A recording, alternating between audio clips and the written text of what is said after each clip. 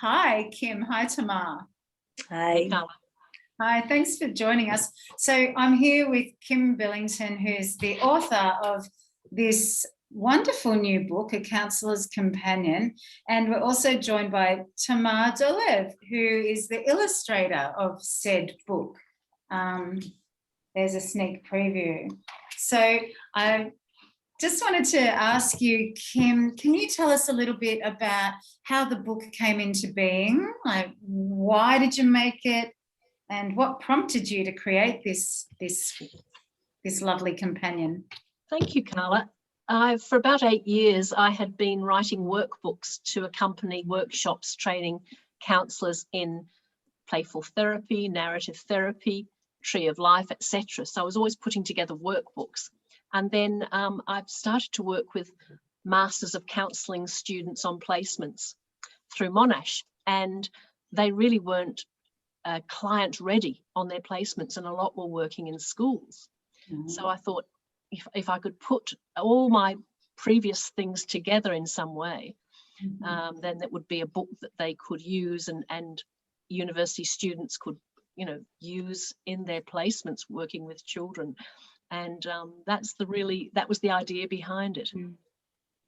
Okay, and that's lovely to hear. So you saw you felt a need, and then you thought, I've got some stuff they could probably use. Yeah. And so how did you and Tamar come to be collaborating on the book?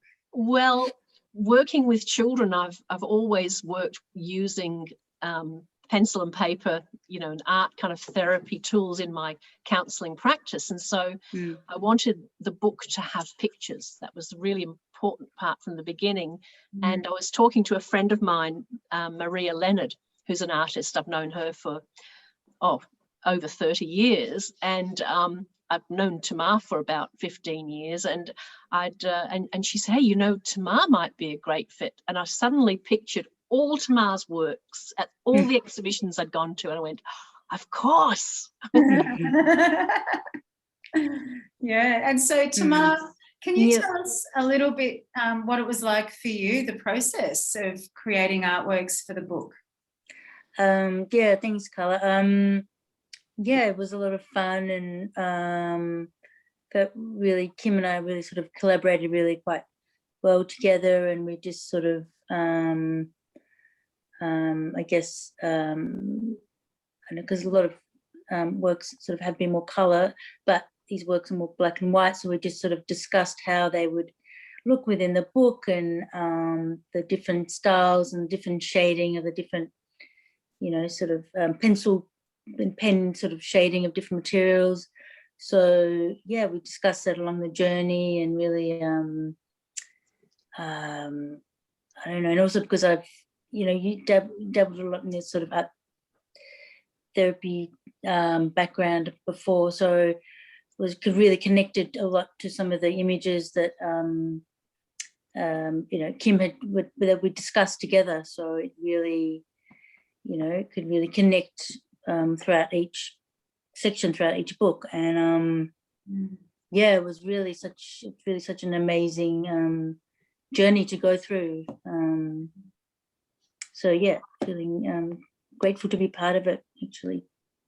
And my sense of your artwork, Tamar, has always been that it has a real childlike playfulness to it, and that you see things in a way that is a bit naive and a bit playful, and certainly very colourful. Yeah. Yeah, thank you. And that which is very grateful for, and I think that thank you, and it sort of has come out, I think, through just I think her personality is very much like that, and it's come out throughout the book, and also on the front cover, the teapot and the spotty cup, and there's the phone, there's like a little dog on a cat app as well, so it's sort of the playfulness as well, and the quirkiness, I hope, comes out through through that as well. Yeah. And people like the always joy. say, well, why have you got a mobile phone on the cover of a book about child counselling, Kim? And I say, Yeah. the phone is my most useful resource. Mm. I want to find out what the statistics on bedwetting are, or whatever it is. Let's use the phone with all its wisdom, and the children love all that. And so I'm just going to share. Yeah. This is one of our favourite pictures, actually. Yeah. You want to talk to that, Tamar? Yeah. So that's the your happy things and scary stuff. So it's Billy, my dog, and she actually at the beginning of when we were going through the process, my dog, she was on her, last legs, and she was, but she sort of held on. And so it's sort of also the book is like, well, it's a beagle, so a dog, and it's sort of like a dedication to her as well. Her legacy will live on, and that sort of joy, happiness that can be, connected through animals as well. And I remember actually, Kim, we were trying to work out, because of the fur of the dog, to sort of make sure it comes out in black and white as well. We were sort of having that, I remember having that discussion with you, and we worked really well together on every picture. We'd discuss it, and and I love every picture. I actually don't have favorites. Every time I look at another picture, I go, oh yes, that's good.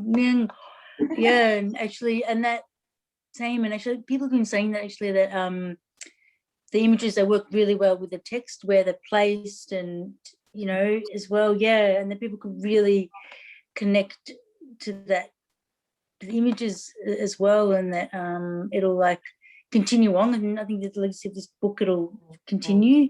Yeah, and I love that you've designed the book. There's one of my favourite illustrations, and you showed your version of that before, Kim, and you've already coloured yours in. Yes. What? Here we go. There's mine. You've designed the book so that everyone who gets a copy can actually colour it in themselves, and it can be a workbook, a toolkit.